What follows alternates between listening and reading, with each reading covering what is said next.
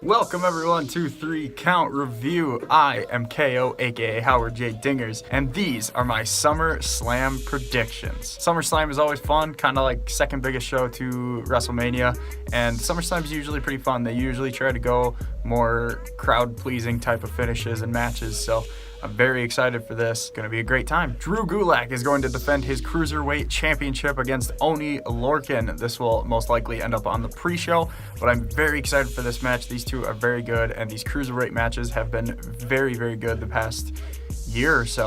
All of the matches on the pay-per-views have been very good because all of these guys are really good, and they should get more focus.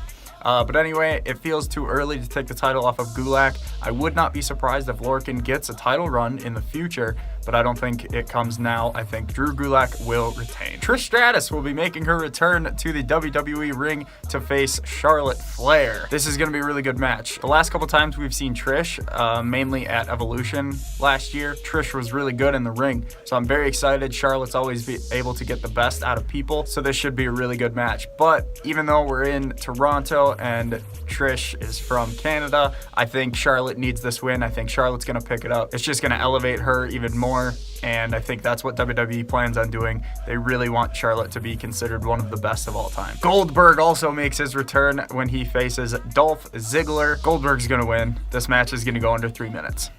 That's all I got. AJ Styles defends his United States Championship against Ricochet. This has match of the night written all over it. I absolutely cannot wait for this match. Hopefully it gets at least 15 minutes. I've gone back and forth on picking this one, and I think it's best, even though I think this would do Ricochet wonders to win the United States title off of AJ at SummerSlam. I think it does more justice to the story if AJ retains and the club dominates for a while. Maybe Ricochet can come back in a little bit and win the title back in a few months. The Fiend makes his in-ring debut as Bray Wyatt takes on Finn Balor.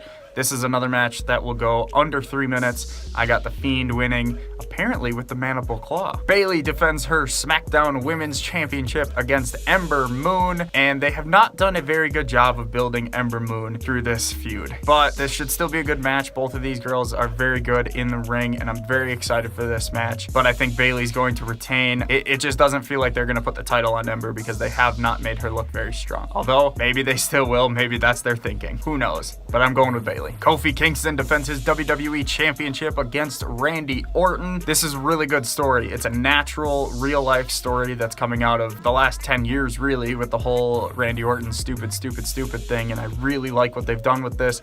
They've brought the real-life element into it, and I think it's good. I don't think Randy's the right person to take it off of Kofi. This will define Kofi's championship run. This will be one of the bigger guys that he faces until he ultimately loses it in a few months, in my opinion. But yeah, I think Kofi's going to win, and this will solidify his title run as being a pretty decent success. Kofi Kingston. Becky Lynch will defend her Raw Women's Championship against hometown Natalya. I'm not very excited for this match. I really like Becky, but I'm not a big fan of Natalya, and it's hard for me to buy into anything that she's doing. I don't buy her winning the title for a second. Becky's gonna win. Tap out with a disarmer. Kevin Owens versus Shane McMahon. If Kevin Owens loses, Kevin has to quit. I don't think he's quitting. I've gone back and forth on this because there is like a Stone Cold vibe, and it would fit the character really well for Kevin to get fired and then just come back every week and just still stun Shane McMahon, but I just don't see that happening. I think it wouldn't be a good idea to take Kevin off of TV for that long, so I'm going to pick Kevin Owens, and I think we will not see Shane on TV for a while, at least until the build to Survivor Series. And what is most likely the main event, Brock Lesnar defends his Universal Championship against Seth Rollins.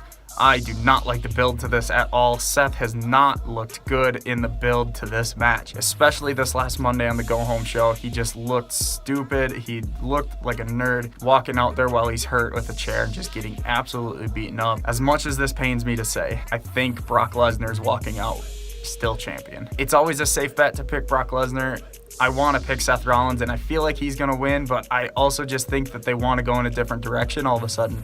I know that they kind of want to build Seth as the top guy, but it really feels lately like he's not, and maybe they'll realize it. And you know what? Sunday morning, Vince will probably change his mind and make Brock win, so I'm just going to go with Vince's mindset. I'm going to pick Brock Lesnar to retain the Universal Championship. And those are my predictions. Let me know your predictions down in the comments below. Give me a like, give me a subscribe, help support First Round KO and 3 Count Review. Check out all of our podcasts and all of our Twitters down in the links below. Thank you for watching, and I will see you Saturday night for NXT TakeOver Toronto. Pulling up strong, I'm nearly one, I might be too on. Wishing inside I could feel so numb, oh, now that you're gone now.